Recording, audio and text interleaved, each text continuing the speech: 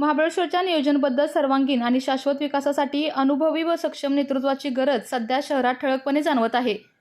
याच पार्श्वभूमीवर महाबळेश्वरचे माजी नगराध्यक्ष आणि लोकमित्र आघाडीचे नगराध्यक्ष पदाचे उमेदवार DM बावळेकर यांच्या उमेदवारीला नागरिकांकडून मिळणारा उत्स्फूर्त प्रतिसाद दिवसेंदिवस वाढत असल्याचे चित्र दिसून येत आहे.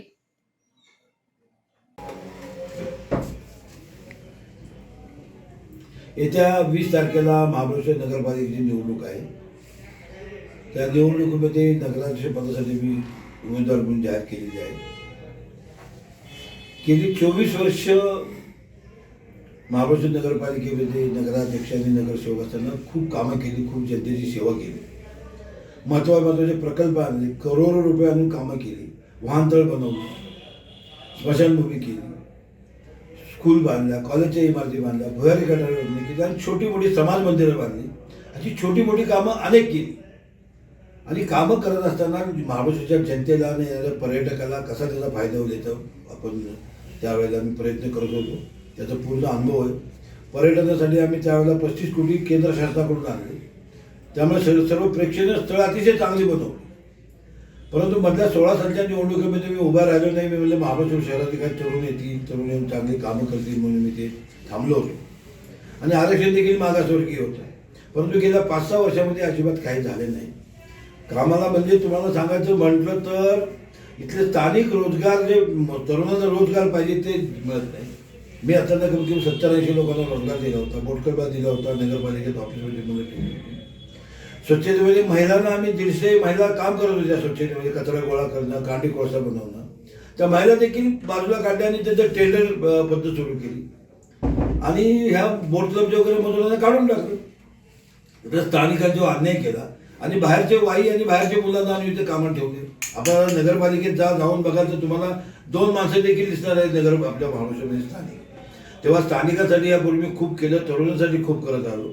त्यांना रोजगार कसा मिळेल, व्यवसाय कसा मिळेल, त्यांचे स्टॉल त्यांना कसे, सगळ्यांसाठी मी प्रयत्न केले.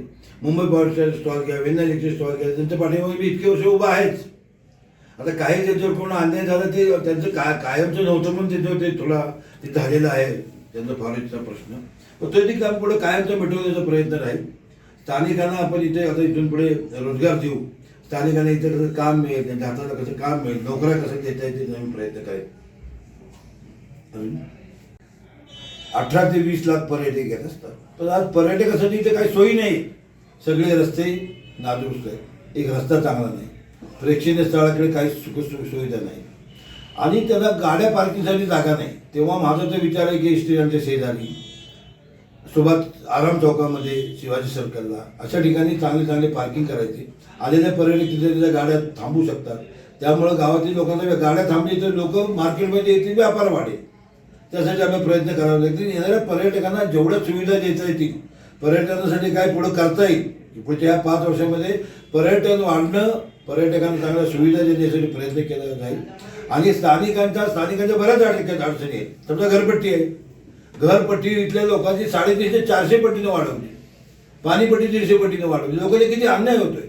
मग लोकांचा व्यवसाय नाही काय, आणि घरपट्टी वाढवली. तर घरपट्टी आणि पाणीपट्टी पुढच्या 2 महिन्यात आम्ही कमी करणार आहे. 2 महिन्यातच कमी करू, म्हणजे स्थानिकांना त्याचा कसा आपल्याला लाभ घेता येईल ते बघू. स्थानिकांचे व्यवसाय वाढण्यासाठी, स्थानिकांना रोजगार मिळण्यासाठी, स्थानिकांना नोकऱ्या मिळण्यासाठी प्रयत्न करू. आणि पर्यटन वाढीसाठी प्रयत्न करून त्याच्यासाठी महाराष्ट्र शासन, केंद्र शासन यांच्याकडून चांगलं.